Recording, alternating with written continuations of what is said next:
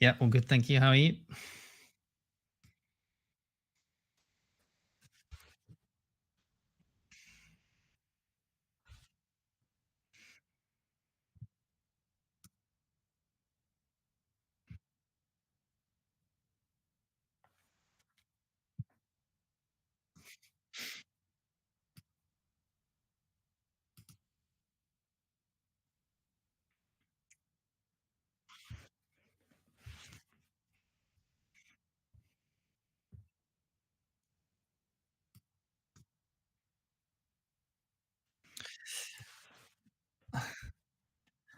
Yeah, so I last minute over a lot of deliberation. There was just so many options I could have done with two free transfers. So, but I did. I think it was Shaw who obviously ended up with the injury news after we'd recorded. So yeah, Shaw to Gusto. I was going to get Colwell, but I waited with the price rises until Friday until anything had come up. And Gusto was the only thing I could afford in the end. So, and obviously that was a good thing. You got the 14 points. And then I also did João Pedro to Jackson as well. Who, yeah, got the 7. Could have got a couple more. Looked better towards the end of the second half. But yeah, overall, the triple Chelsea worked out. Obviously, with their good fixtures to come, targeting Luton obviously seems to be a way to go. So yeah, not too bad. Yeah, no, 71 overall. yeah, it was a nice score. Someone in the chat just flagged that my microphone might not have been working, so it should be working now. Yeah. I scored 60 points this week, so a bit like you, I had the Shaw news, and it's funny because I'd had Colwell first bench ready to come in if he hadn't been. If Shaw had played, basically, Colwell would have been my first bench. Decided probably didn't really need to make a transfer on Shaw because he was good cover this week and had a good fixture, and if I was going to have double Chelsea or defence for one game in the season, it may as well have been Luton at home. So yeah, played Colwell, which was good because that came in. And all week I was on the fence about whether or not to get Watkins. As you know, he scored that hat-trick in the Europa Conference League qualifier against Hibs, and I was just like, I've got to keep him. He'd returned in the first 2 games as well, so felt like needed to stick with him. But last minute on Friday, I sort of thought, look, Watkins scored well against Hibs because Hibs were not a good team. Jackson has got some fixtures against not so good teams as well. Let's back him. And I mean, it was only a 2-point swing there, really. But yeah, he came in quite nicely. And finally, our United mids delivered, which was great. Yep. So no, really chuffed about that. Yep. No, it was good. Right, should we move on and chit chat? Because I mean, the focus I think of this week for both of us and maybe for some of the others watching is Arsenal, Man United mids. Now, I think Arsenal are sort of like approaching a bit of a mixed run of fixtures. They've got United at home this weekend, Everton away, Tottenham, Bournemouth, Man City. So kind of mixed fixtures really. And I know I've got Rashford and Bruno, and they've got sort of better fixtures I'd say than Arsenal arguably over the next 5. But I think because so many midfield options are appearing now with Sterling, Maddison, Diaby, like Villa have got some good fixtures. I think there's a lot of possibilities to switch the midfield about, which is basically what the theme of the show is about, really, because midfield merry-go-round seems to be in full swing at the moment. So I suppose speaking about your team specifically, you got 3 Arsenal mids in there: Martinelli, Saka, Odegaard. What do you sort of think when you look at each of them?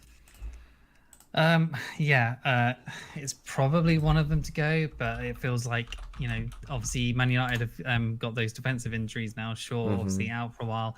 Varane's now injured as well. So I don't know. The history in this game, or at least recently, has been a good few goals in it. So I don't know. It's just like I probably should get rid of one of them, but maybe I shouldn't get rid of the Arsenals. But then maybe I probably shouldn't get rid of the United either.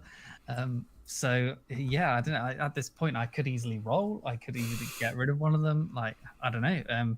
I think most are looking to get rid of Martinelli, but I don't know. I feel like maybe this is one of the games that he could do well in with the sort of counter-attacky type style. So yeah, I'm not sure. I think you've got some stats on him. Yeah, well, it was interesting to compare him to last season. So, I mean, I've obviously got one fewer Arsenal mid. Martinelli got the assist in the first game week, quiet in the next 2. I mean, if you think of how good Arsenal's first 3 fixtures were, Forest at home, Fulham at home, and Palace away, I think, that's probably the reason you tripled up. It's definitely the reason that I doubled up. I was expecting some big scores, and it's Martinelli's an unusual case, right? So I compared him at such a small sample size this season, so I only compared him to I compared him to the first 3 games of last season, him specifically, because he's a player we both own, and I'm sure many other people do. He's about 15-16% ownership, and obviously mids are appealing around that. But in terms of his XG and XA across the first 3 games, both of them are half of what he was producing last year. But unusually, by comparison, he's actually had more shots in the box this season by 1, and he's had 11 more touches in the box. So the stats show he's actually getting in the box more than he was at the start of last season, and he's having more shots. But what the numbers show, he hasn't had any big chances, and his XG's down. So the quality of chances he's getting is far worse, which is obviously why it's been harder for him to return or score. And obviously, the team is set up a little bit differently this season. Jesus was playing at the start of last season, and it's notable that he plays better with him. And we are led to believe that Jesus is coming back into the team soon. So there could be an uptick. But for someone who started the season at 8 million, I think he still held that price. And all of these other mids have emerged who are performing better already, are perhaps even more central to their team. And Martinelli we knew it going into the season he was going to be a minute's risk. And he has been, because he's been subbed early in the first 2 games, and I feel like at his price point and for his lack of explosivity, let's say at the start of this season, when you see, I don't know, like any Sterling, Diaby, Maddison, they have all scored, and there's even more, Foden, they've all scored well and better and are more central to that team. I feel like he's almost falling a little bit down the pecking order, basically. Yeah, he does seem a bit expendable, doesn't he? Yeah. When there is other players, like the sort of budget is so sort of lax this year that you could easily do, as you say, the merry-go-round of midfielders. I could sort of move Martinelli on for just a Maddison for the next 2. His next two fixtures look amazing. Or like a Bowen who's target Luton sort of thing. So that he probably is the one that I should look at to remove. I mean, Odegaard as well. I imagine I haven't looked at his sort of stats properly, but I imagine he's one I should look at getting rid of too, because I don't know. Like Saka took the next pen, he's probably not going to take any others. I wouldn't think, because Saka's last pen was really well dispathed. So I feel like if it's in the moment, Saka's probably going to want the next one as well. So after his last one, so. Odegaard has not been offering that. He did look good last game. He was taking a good few shots back to sort of what he was doing the previous season. But 3 probably is too much. And it's either Martinelli or Saka or Odegaard. I need to look in the Odegaard stats a bit more to see which one to go. What's the United fixtures after Arsenal? I don't have them to hand, but I've got them here. So Brighton at home afterwards. I think they're quite good. Which is not too bad for attacking wise, at least. Burnley away, Crystal Palace at home, Brentford at home, and then Sheffield United away. So for all of those, probably for attacking wise, you probably want to keep Rashford and Bruno, I would say. And Bruno has been looking really, really good. His XGI, I think, is the top of the league. So at the moment, I think it's just one of those Arsenal mids for me to go.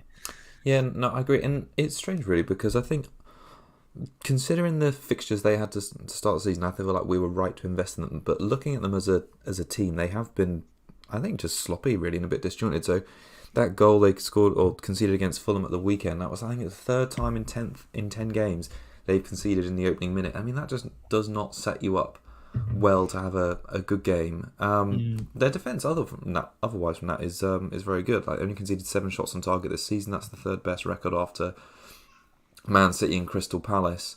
Funnily enough, 61% of their chances they conceded have come down the centre, so maybe they are crying out for Gabriel to be back. And I mean, to concede 2 goals against Fulham at home, that goal against Forest, it doesn't really fill me with loads of confidence. Like, if I was still holding one of their defenders, I know Saliba obviously got that assist and he got the clean sheet against Palace, but I could see them conceding against United. They lost at Everton last year Tottenham are a good attacking side, and obviously they've got Man City coming, who beat them both home and away last season. So from a defensive point of view, if I had any of their assets, I'd be looking to move them on. And I think just the disjointed attack at the moment as well makes me really want to trim my numbers there. So they've only had 8 big chances so far this season, which is bang in mid-table. And after good games, I just don't think that's good enough for their prices. And don't get me wrong, they'll probably come back after, I don't know, maybe after this run of like 4 or 5 games, and they might have more momentum. But at the moment, I just think for their price points, they're not delivering what you would expect or want, really. Yeah, I agree. Game week 12 onwards, they've got a good run as well.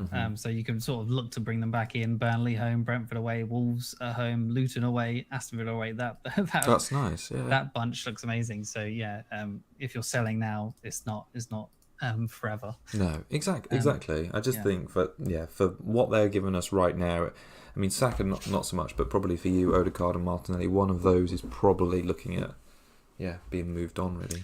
How do you see this game actually going? Obviously, Arsenal at home. Do you think it's going to be an Arsenal win? I think it's going to be high scoring. Yeah, I feel like it's going to be an Arsenal win. I mean, they beat, was it like 3-2? They beat us last year with that Nketiah winner right at the end of the game. So yeah, I think Arsenal win. I think it's open. I think United.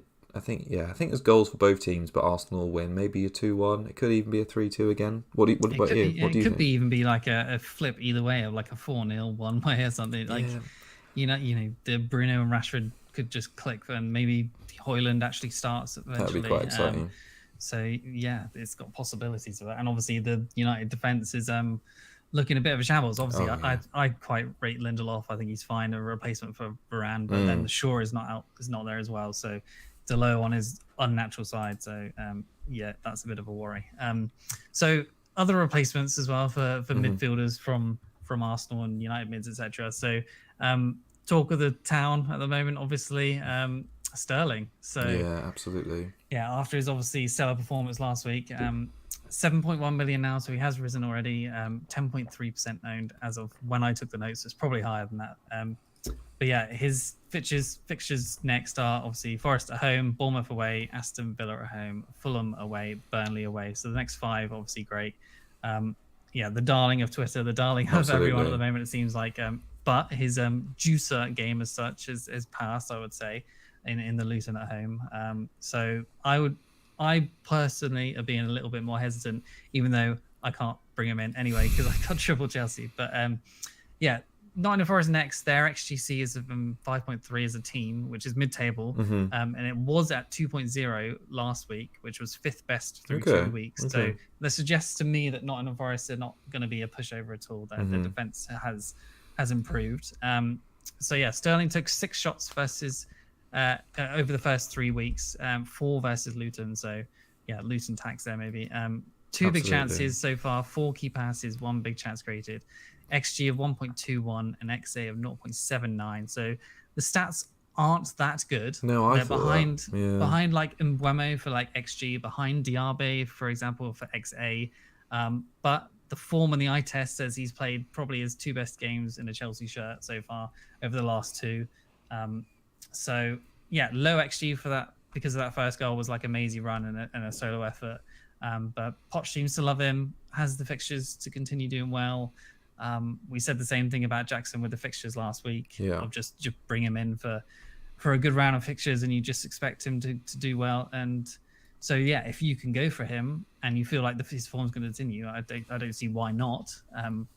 He didn't have good stats before he smashed it last week, just like Jackson. So I like him. I can't go there, you can't go there. No. But I think I would not say not to go there because of that. No, I kind of agree. I feel like maybe he's just the Luton game was the spark he needed, but and I can't.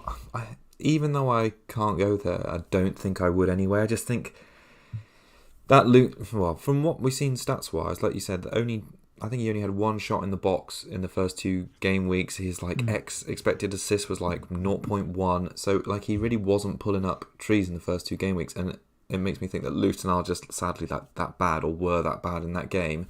And you're right, he scored an incredible goal, got another good one and an assist, and obviously big haul. But I I don't see it in this next game. And if you compare his stats, I know Jackson ended up just getting that single goal and the one bonus point, but if you compare like him and Jackson for the like statistics for XG and XA over the first 3 game weeks, Jackson like outperforms him on both metrics. So I know he's similar pricing. Obviously, Sterling's going to get that extra goal or extra point for the clean sheet and the goal, but yeah, I don't think there's as much between them really as that like 19 point to 7 point swing suggests. Yeah, I agree.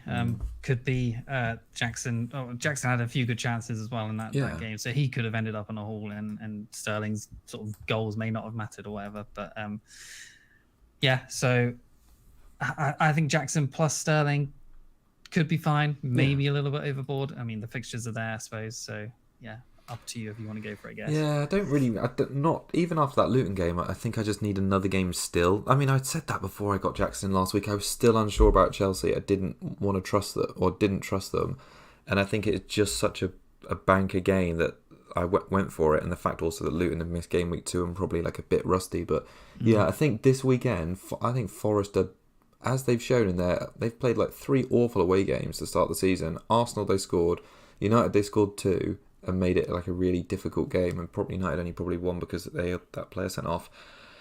Yeah, I feel like it's going to be a tough game for Chelsea. So yeah, proper litmus test one again this weekend. Yeah, it'll be interesting for defence. Obviously, we both have double defence. I don't fancy it. I'm really. not keen on it either at the moment. I feel like it seems like a shame to bench Augusto, but I think I might be doing it after that whole. It might be the last time he plays, because apparently James could be back in game week 5. Oh, really? So, yeah, there's that. Yeah, I suppose the benefit of him for you over me with Colwell is because he has got that attacking threat. Like Colwell, I sort of picked because I thought he'd be a good nailed 4.5 million option, and obviously he has in what might be a good defence, but. Yeah, I don't rate them keeping a clean sheet this weekend. I look at my team with that double defence, and I'm not as confident as I was last week. Yeah, I won ye or whatever has been obviously tearing it up, hasn't he? Scoring against Liverpool as well. So no reason he can't score here. No, absolutely.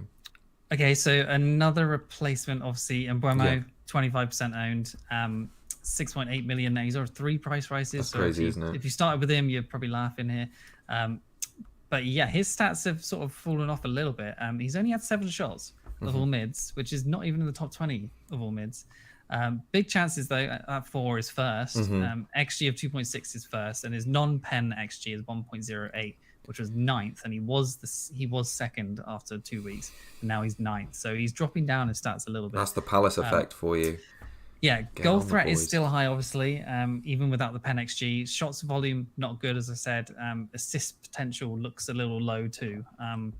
So fixtures are still very good. They've got Bournemouth at home, Newcastle away, obviously not great, but could see him scoring there. Everton at home, Nottingham Forest away, and then Man United away. So they're all good for attacking, I feel like. So he's still the 3rd highest scoring player in the game at 25.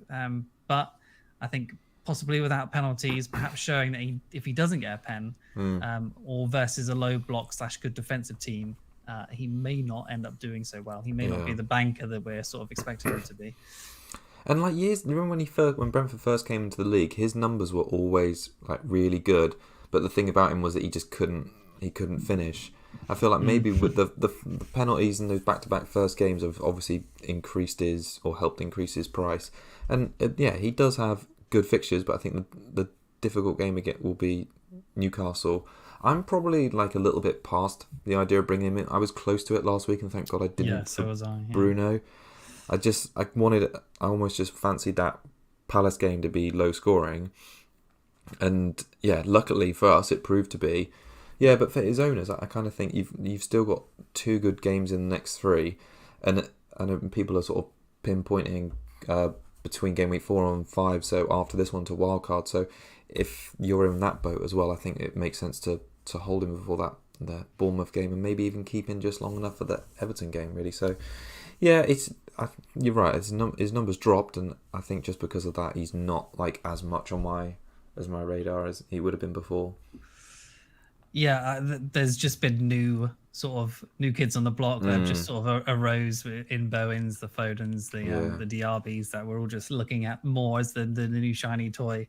And Mbeumo is just, for me at least, just not as much in my radar. No. Even though out of all those people I've just mentioned, he's basically the only one on pens with really good fixtures. So we should still be looking at him. But, true. Yeah. How do you want to mention someone then? Or? Well, yeah. Well, you talked about Foden there. I'm not like he's picked up a lot of ownership. I'm not like a huge fan of Foden simply because of the expected minutes thing in the past, and maybe that'll continue now. Bernardo's back and Doku's in. I mean, I know he played back-to-back 90 minutes at the start of the season. He missed this game obviously last minute because of I say missed it. He came on for like the 5 minutes. Obviously picked up that assist. I don't know. For some reason, I just don't trust any City player. I mean, we saw even with the defence, Akanji who had been like, he was the nailed defender. You must pick Akanji. He's just not even injured, right? Just not even in the squad. Yeah, but nothing about it. I feel like I just don't want the hassle of trusting any City player this season, and maybe it'll be to my detriment. But Foden's fixtures are good. So Fulham at home next, who they're absolutely battered for expected goals conceded. They're the worst by far over the course of the first 3 games. So you would expect City to win. Maybe I'm just happy with Haaland captain. They got West Ham away after that, which will be trickier. Forest, because obviously West Ham have started really well. Forest, Wolves and Arsenal in the next 5, 3 away games. I just think there's going to be rotation in there. And looking at his stats per 90 of this season, just because obviously he played such a short one, it's unfair to do it totals. So is it expected goals per 90 minutes is 0.3. So that's 26th of all mids. So really not good. It's expected assists 0.44, 8th overall. So, that's better. But really, I think for his price point and the fact that he is a minutes risk, you want that XG to be a lot higher. So he's bettered for both statistics, so XG and XA, by players like Matoma, Diaby, Gordon, Maddison, and they're all similar price. And despite those fixtures, for me, he's a no. But I don't know. How do you feel about it? You're always a lot happier on Foden than I am. Yeah. Have you got the counter argument for me? Not really. I mean, I've had good experiences in the past of owning him last year for like a hat trick and another big haul. So obviously we know he has it in him. It feels like this is the sort of game where he could do it. Yeah. But who's to suggest that? Like, I feel like as soon as he misses a game, Pep's just going to be like, you know what, screw Foden, I'll just play Bernardo and Doku, and he's just like kind of just goes to the back of his brain for 4 weeks or something. So, it does feel like that. So, yeah, I mean, he might not even be over what he had, and well, I guess he did come on, didn't he? Yeah. I think owners were very lucky to get that assist. He didn't mean to do it, so. But at least it blocked Udoji and Gusto points for most people, so that was fine. But yeah, for me, I think I probably am not going to go there too. But if you've got him, absolutely keep him. I'll just be hoping he doesn't start. Yeah, I think if you've made your bed with Foden for this run of games, including Sheffield United, I feel like you've just you absolutely have to see it through. Where does that Arsenal game take us up to? So 4, 5, 6, 7, 8. So that Arsenal game. So like I mentioned, that's just before the next international break. So I think if you're going to hold Foden, expect like a surprise benching or reduced minutes. But at the same time, he's in a City team who, are going to score goals in that game. I mean, I'll talk about City actually in general really quickly now before we just jump back to the mids because it's based on the back of Foden. So I haven't watched enough of City in full this season to get a full spectrum of how they're playing. But based on, their narrow wins and their results, I kind of thought, and Haaland missing a few chances, is there a case to be made for captaining someone other than Haaland this season? Because at the moment we've been so indebted to the auto cap, and I just thought I'd just have a look at it. So, like Martinelli, the best thing to do I found was just compare the first 3 games of this season to the first 3 of last season. So they are down on XG. They've got registered 6.7 so far after 3 games. And obviously that includes a penalty. They didn't have a penalty at the start of last season, so that's down to 6. When they had an XG of 7.8 after 3 games last season, they've halved their big chances. So the big chances have gone from 13 over the first 3 games last season to 6. But interestingly, they've actually had more shots in the box this season, so that's gone up from 35 to 44. So that tells me the shots in the box have gone up, but they're far less accurate, or they're less expected chance of go in, i.e. they're shooting from worse positions. So the far fewer big chances this season, and the fact they've played 2 of the promoted sides in the first 3, I don't think we can overstate that enough. They played Sheffield United and Burnley away, teams that you sort of would expect. I mean, they scored 3 against Burnley, but you would expect more goals. They've only registered 6 big chances in the first 3 games, which 7 teams have betted, including Everton. United and Brighton are the top 2 in that. So I think it sort of bring me around a little bit to the captaincy point. I mean, I know this weekend is a no-no because they've got Fulham at home.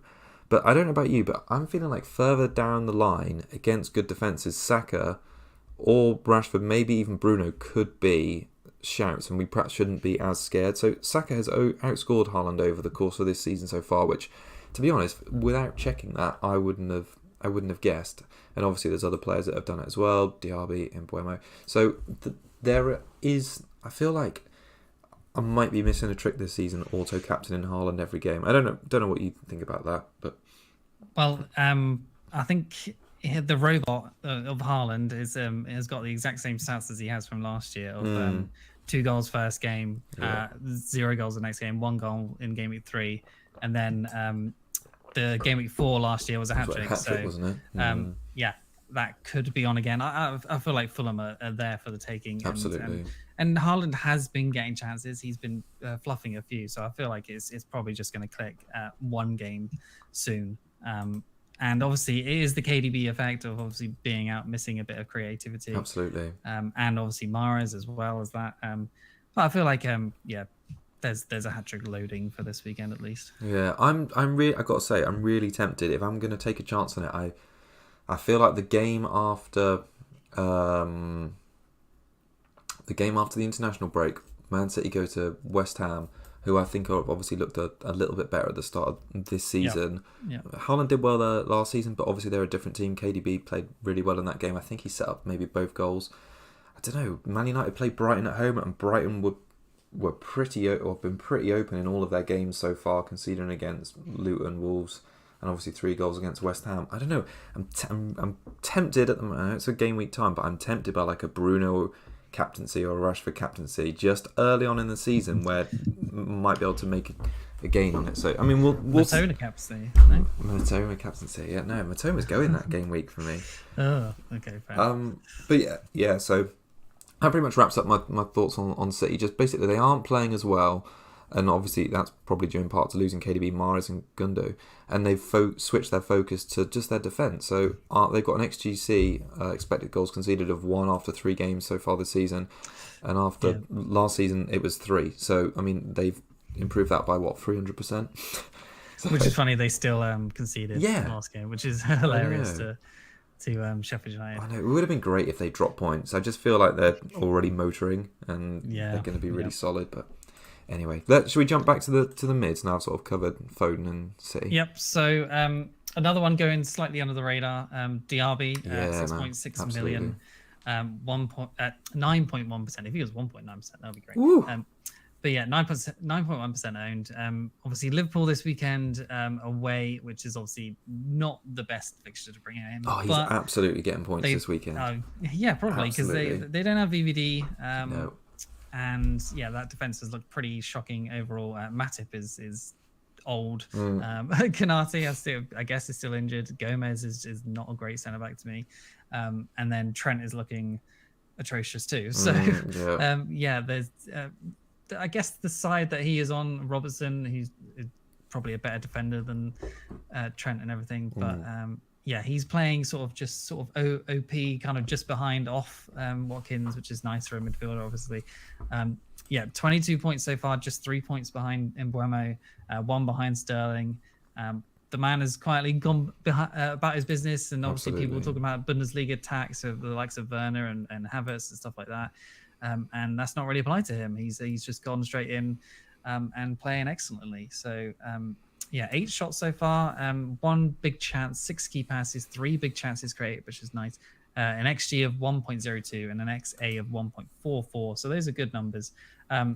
the stats, yeah, I said they're good. They're not amazing, but they can be improved on, obviously. But his eye test is he is passing. Liverpool have the 3.8 xGC, which is the 8th worst in the league at the moment. So, yeah, his 3 big chances created is only one behind Bruno at United, who is obviously a creative machine. Yeah. Who obviously doesn't get the people to finish them as much as he should. But yeah, for me, that's good signs for Diaby for assist potential, and obviously he's ended up with goals so far too, so he's obviously getting the chances too. So, yeah, especially for Liverpool, seems like it's okay. Crystal Palace at home after that, Chelsea away, I feel like he could probably do fine there. Brighton at home is a good for attacking fixture, and then Wolves away after that as well. So, yeah, the fixtures are mixed, but he is looking really good right now. Yeah. So he's someone I'm certainly tempted by. But at the same time, it feels like there's probably more obvious picks. Yeah.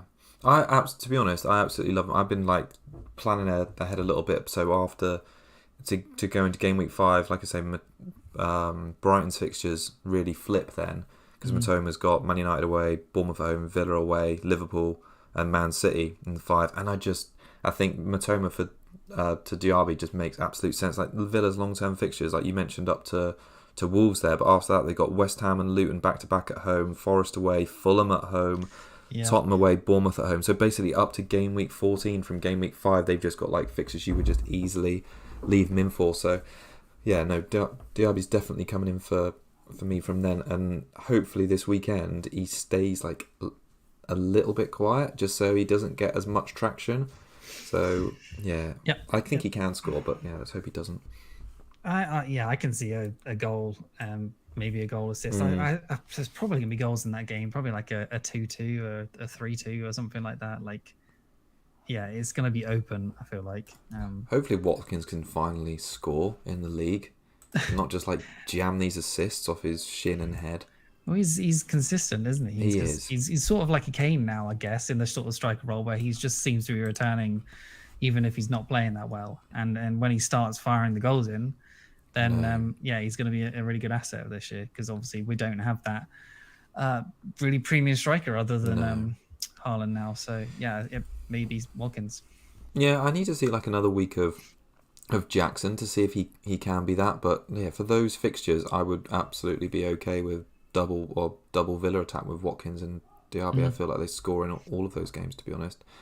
Well, the player who's probably, like, spoiler alert, who's probably going to come in for me for Martinelli is Maddison. I think the next 2 fixtures are nice. I mean, the ones over the next 5 are a bit mixed. So Burnley away, Sheffield United at home, Arsenal away. Obviously, we touched on their defensive record not being so strong. Liverpool at home, which again, not that bad. Yeah, not that bad. And then Luton away. So I'd say there's definitely 5 games, and based on how well Spurs have started the season, he can return in. He is overperforming his expected points a little bit. So 17.9, he should have had 22, but that's not a huge overperformance. So you would like say that is fairly on the line that is going to continue. 7 shots in the box this season, which is the 3rd highest total of all mids, which I was quite surprised to read. And obviously, with Leicester especially, you associated him more with boxes from shots from outside the box. But obviously, how he's playing at the moment, he just seems he's just grown into that role. He looks so happy to be at Spurs, and he's like taking on all that responsibility to make and convert the chances. So he actually is 4th for non-pen XG over the first 3 games behind March, Bowen, and amazingly Casemiro, which that's for all mids. And he's racking up the key passes as well, 9 of those, and that's the 4th highest total. So obviously, if he gets any type of return and he's keeping his key passes up, that's basically automatic bonus, like he got at the weekend too. And he's notably also on all set pieces, free kicks, corners. That's just going to rack him up baseline as well. We don't know about penalties yet. No, we don't know about penalties. Yeah. They had the penalty shootout last night in the League Cup. I don't know if you saw that. Spurs went out against Fulham, which I think is so stupid. Why would they not play a better team? It's like one of their only 2 chances to win a trophy this season, and they're out in one before September. Yeah, so stupid. But Maddison came on for 8 minutes, so obviously well rested. But he was like the 4th penalty taker, so I don't think that would make him anywhere near the first. I think Son took the first one, So that would make me think. Yeah, probably Son. Yeah. Yeah, that would make me think Son has that one. Yeah. Fair.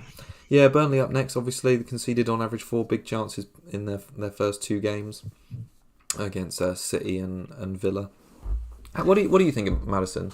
Yeah, I watched the match of the day highlights of him, and they were talking about how he was dropping quite deep in that game, kind of like what Kane used to do, but even further back deep. Like he was in his own box with the ball quite a few times, picking it up.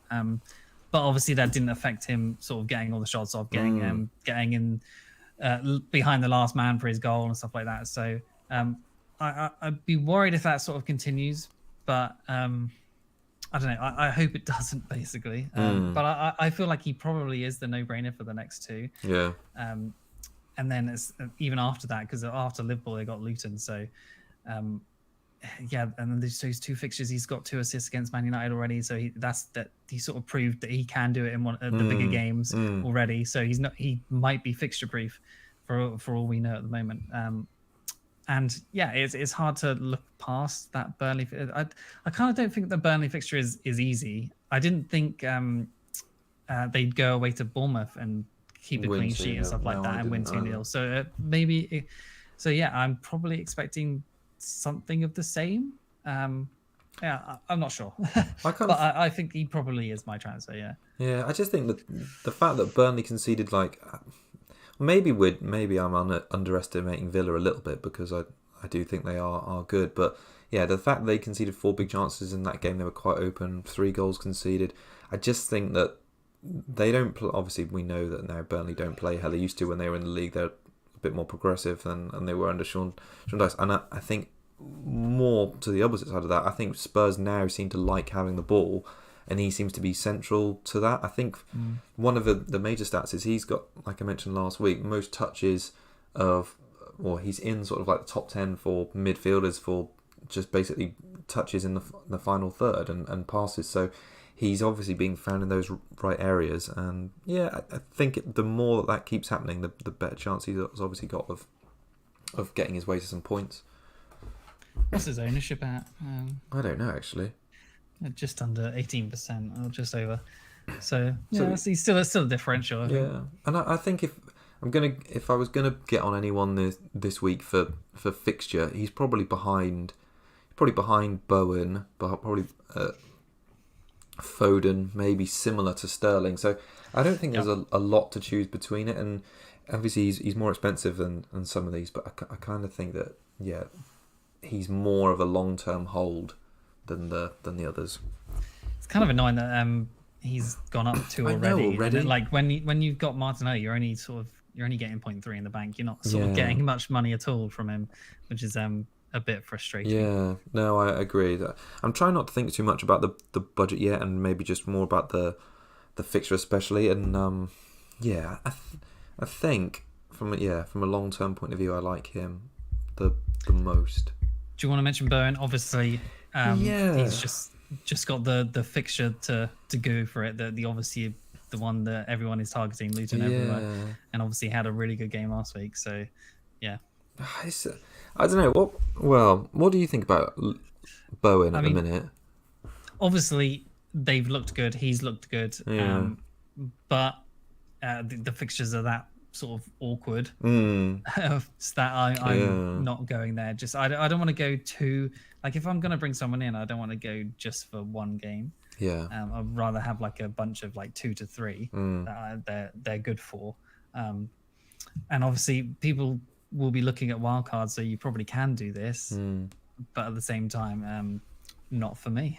No, I like him, and I think the interest in him is right, because he's had like 3 returns in the first 3 games, but they were in easier fixtures than he's got in his next 3. I mean, and we don't know yet how West Ham are going to be against the big sides, but Moyes has always had such an awful record against the big teams, and obviously after Luton they've got City and Liverpool, but he's second for non-pen XG for the first 3 games behind March of all mids. He's got 8 shots in the box, that's the second highest total.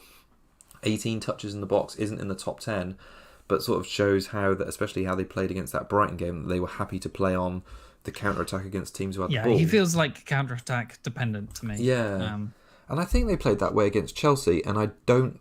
The reason I'm not that keen is because I don't think they're probably used to having a lot of the ball against Luton.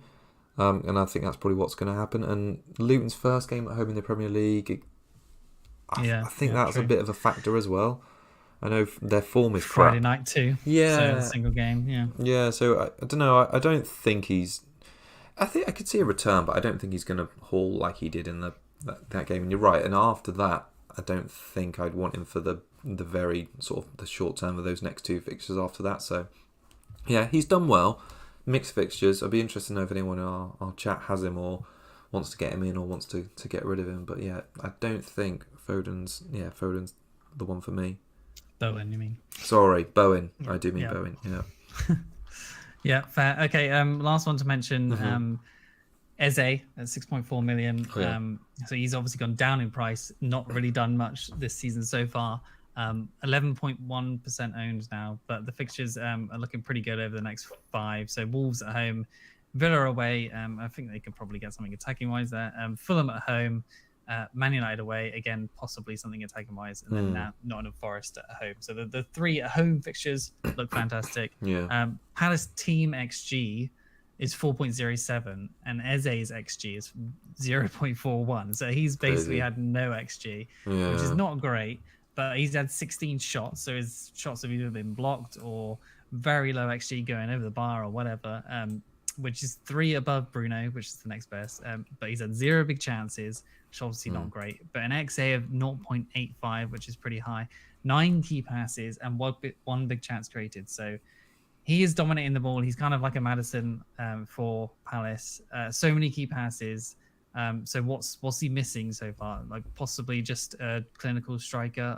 I'm not sure. He got 2 assists in midweek and the Carabao Cup off the bench. Didn't play many minutes, and obviously he's starting to maybe play himself into a little bit of form. But the fixtures. The home fixture at least are there. Passes the eye test at least, but isn't getting the FPL points. I don't know. Palace have faced Brentford and Arsenal are 2 teams who are in the top 4 for the XGC so far, so it's been tough for him. But next up, Wolves is an XG of 6.8, XGC, sorry, of 6.8, which is the 3rd worst. Aston Villa have got an XGC of 6.0, which is 7th worst. And then Fulham at home, obviously, they've got 9.7, which is dead last. Yeah. So there's the potential of, with him taking all these shots, taking all these key passes, with these teams that are really bad defensively, he can get up there and start racking those points up, and we're going to start looking at it again. And because he's a 6.4, if people are looking at these players that have already risen, you might need to go somewhere down like that just to be able to afford him. To get some money in the bank, or if you're missing those price rises, basically. Yeah. I feel a bit sorry for him because, like you say, I feel like he's producing some good numbers, but what we sort of know historically about Palace is happening this season. Like under Roy Hodgson, they were never like an expansive team. It maybe like the end of last season was the exception to that, when they were like battling to stay up and they had to win.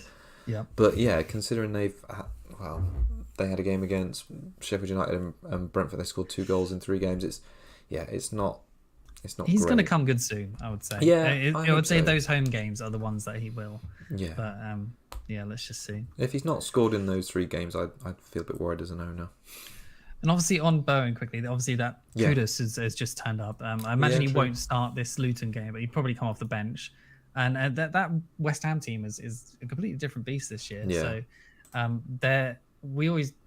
a lot of people thought they might be relegation fodder, but I don't think that's the case at all, is it? That West Ham team squad is good. Yeah. So there should be start considering them. Antonio's looked quite good too. So I think they've invested the money well from Rice as well. I feel like that's difficult to do. And midway through the summer, and then when they hadn't signed anyone, I was like, oh well, they're like favourites to go down. I think Ward-Prowse has looked like really good, and we haven't talked about him here, but Alvarez as well. He's cheap, and just their fixtures are a bit mixed at the minute. But yeah, I wouldn't be opposed to Ward-Prowse. Like, he's on set pieces, he's getting in the box. He doesn't sound like a sexy pick, but I bet he'll tick along this season. It's like Chelsea spending 100 million plus on a CDM, Arsenal doing the same thing.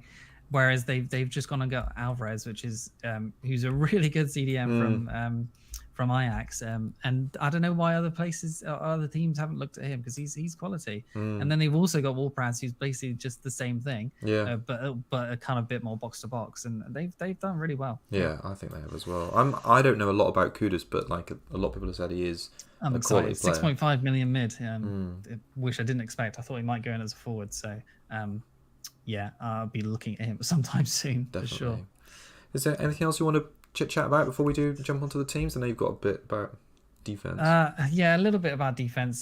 So if you're looking at Estepinian, possibly out. Obviously their defenses look so bad. Gabriel sort of selling, Botman possibly injured, Shaw replacements.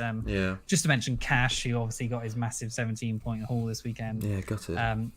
4.6 million, obviously risen already, 10.5%. So it's not a small chunk, but his owners have profited massively there. He's the top scoring defender alongside Anderson at Palace, who's on 22. But his next fixtures that we have discussed are a little bit middling for defense. So their defense is the 7th worst for XGC, as we said. So the fixtures don't look great for clean sheets. But his attacking metrics are really, really good. At 8 shots first, big chances 3, which is first. XG of 1.54 first. Next closest isn't even on 1 for XG. Yeah. So that's amazing, really. His XA 0.23, key passes of 1, and 0 big chances created. So he's not looking like he's assisting very much. And fullbacks usually are associated with assists. But that's pretty good. Saying he's getting more in the box, at the back post, etc. for goals. And if you're getting defenders for goals, that's pretty good. I think I trust Villa as well. I think I trust Villa in home games under Emery. For clean sheets? I'm not sure about that, but yeah. Well, maybe in that Crystal Palace game, definitely. Brighton, maybe. Wolves, maybe. Yeah, there's talk he's not fully nailed on, but he seems like he is. And obviously he's just impressed in the last game. So, yeah, I don't really see who else is playing on that. Was he right back? Because obviously Moreno is a left back with Digne, who's on the left. And then who else do they have? I don't know. Apparently Konsa can play the right back. But why would they do that? No, I don't know. I think he's a strong pick at a cheap price, really. But, yeah. Yeah, and then just Udogie, obviously at Spurs. Unfortunately, I didn't get his points. I've owned him since the start. You haven't played him yet, have you? I haven't played him yet, no. I will play him this weekend, but I'm expecting disappointment, unfortunately. I'm not expecting a clean sheet away at Burnley. But the next fixtures are really obviously very good, and why we're targeting Maddison as well. Burnley away and Sheffield United at home. After that, not so good. But he rotates really well with Estepinian. That was something I planned to do. I'm probably not going to be able to do that this week, but I'm going to play them both. Hopefully Estepinian can do something against Newcastle. I'm not sure. Definitely not expecting a clean sheet. But Udogie's looked fine. So he's at obviously a 1, a 5, and a 12 so far. So most people expected Spurs defense to be atrocious, and they're 11th in XGC, which is obviously not good. So he has probably been getting more points than expected. Maybe the upward trend is continuing to an 18 or 20 pointer this weekend, which is really lovely. But they've only conceded 2 so far, which is very good. Like I said, I didn't expect a clean sheet at Bournemouth. I didn't play him last week. I don't expect one this week, but he is going to have to come in, I think. So you can't keep missing those points, can you? Yeah, the problem with my team is that if I sell a Martinelli to a Maddison, I've got a full team there, and I'm going to have to bench a Udogie or a Gusto, probably a Gusto, and then it should be fine. But then just finally, before we sort of wrap up, Anderson, 4.6 million, 5.2% at Palace, second best for XGC of all defenders at 2.5, only behind Man City. All teams. So they're only behind Man City in their defensive metrics, which is really good. 3 out of the next 5 could be clean sheets, that we talked about. Those Wolves at home, Fulham at home, Nottingham Forest at home. He's had 3 shots, 6 key passes. So Trent at 7.9 compared has had the same shots, lower XG, lower XA, lower key passes than Anderson, who's a centre back. Get on, Anderson, boy. He's really good on bonus as well. He's got 6 bonus so far, so 3 max bonus or 2 max bonus from 3 games so far, which is great.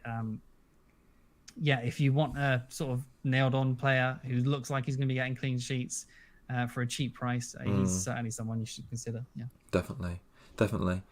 All right. Well, should we jump onto our teams, because I can talk about Crystal Palace defence from that point, because so irritating. I've obviously picked Johnson at the start of the season because Palace I thought were going to be good defensively. They have been. He hasn't been getting any save points, and now obviously he got 6 and 2 and 2. So Palace are keeping it tight, and now they've gone and signed Henderson from United, and it looks like Dean Henderson's going to probably come in and be first choice. I think that's probably going to get announced today or tomorrow. You think first choice, do you? Yeah, I think so. I can't imagine he'd go there and be second choice. Yeah. They're like, what? I don't see that, to be honest, because he was angling to get like a Premier League. He was first choice for Sheffield United, wasn't he? And then Forest. So yeah, I kind of think Johnson's going to get ditched. But so I think two things are going to happen with Johnson. I think either he's going to play this weekend and then get sold, and the rumour is that he would go to Wolves because Sarr is going to Forest. So I know, which is a crazy sort of like ring of goalie transfers, but we'll see. So I might not need to get rid of him, but like I wanted him to be a part of the Palace defence, which I thought was going to be good, and I just don't fancy a goalkeeper transfer. So anyway, so Johnson's in goal at the moment. I can't control whether he starts or not. I got Turner coming off the bench against Chelsea, which is going to be brilliant if that doesn't happen.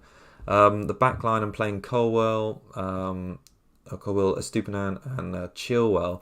My team is colourful on the bench because Bayer's got like an orange flag, Shaw has got a red flag, Mwamba doesn't play, so I actually don't have any subs this week, which, Are you not looking to deal with that? Maybe I should. Well, I have in my head that I'm going to wildcard in between game week 4 and 5 to try and tackle some of these fixture swings for Villa and Newcastle, and maybe do some different things with United. But yeah, so and then obviously maybe getting rid of some Brighton players. So I'm maybe looking at that, and then I can sort of clean up my bench, my goalkeepers and my defenders. I don't think I'd make too many changes to my first 11, but yeah, Mwamba would go for Archer, Shaw would go for just any playing defender, Bayer would go for any playing defender, and I'd probably get off the double Chelsea defence. So I just feel like if I can survive this week, then maybe it'll be alright. But yeah, my in terms of moves, I'm looking at ignoring all of these flags and just doing Martinelli out and Maddison in for these two fixtures. I don't know. Do you think I should focus on? Don't want to take a hit before an international break. Yeah. No, I think that sounds fine, to be honest. I mean, Bayer might play. Yeah, he may do. I don't think you're going to need. None of those are going to miss game time, are they? No. Yeah, that's fine. Yeah, I like it. No issues. No, fine. All right, well, let's jump on and have a quick look at your team. So at the moment I've got Gusto starting in a back 3-5-2. I think I'm going to play Udogie above him, or maybe I just bench. What about bench Chilwell? Gusto was the one who performed well. Yeah, but Gusto had a much better XG and a better XA in that game. So that one though, where he was straight through and he passed. Did you see that? That was shocking. Ridiculous. Absolutely shocking. And obviously he mentioned it as well, so I feel like he won't do that again. He'll be shooting. So, I've got Flecken in goal, Bournemouth at home, which is a nice fixture. The two defence at the moment. So I may end up benching Estupiñán. That might be a thing. Play Udogie instead. Interesting. Or just bench Gusto, and we'll see. And then I've got the triple Arsenal double Man United against each other. Not great. That doesn't look good, does it?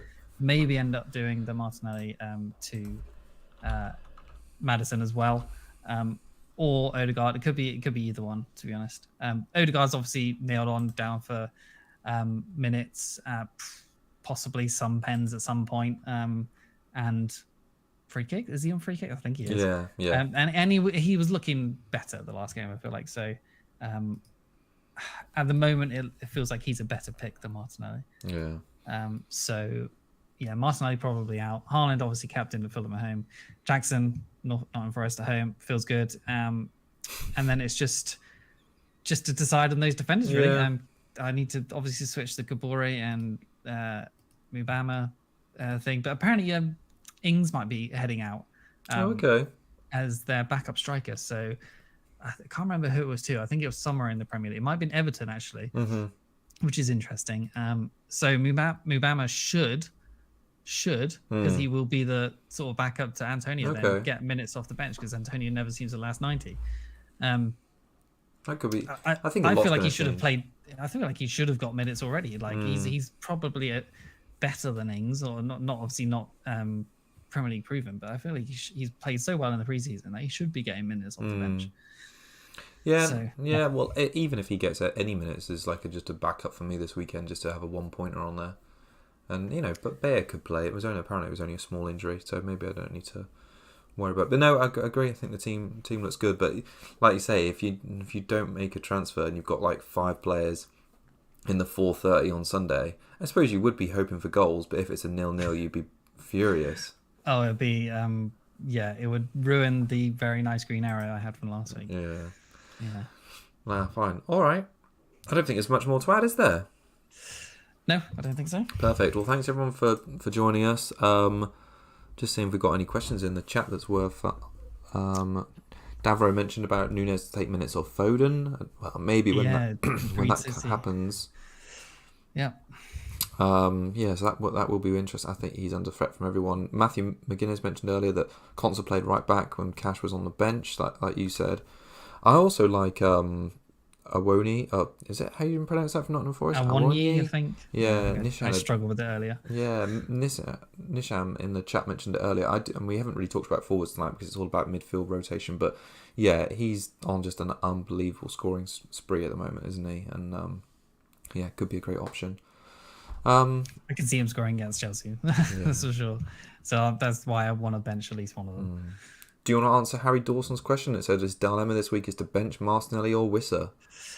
Yeah, I answered it in the chat. I would probably bench Martinelli if he's because he's mentioned that Wissa's XGI is nearly double of Martinelli's at the moment, so it makes sense to just bench Martinelli if not selling him. The Bournemouth at home is a great fixture, so yeah, absolutely. Cool. All right, I agree. All right, thanks everyone for joining us. Have a great game week 4, and we'll see you probably in the second week of the international break when might be revealing my wild card. We'll see. All right. Thanks, everyone. Thanks all. Bye-bye.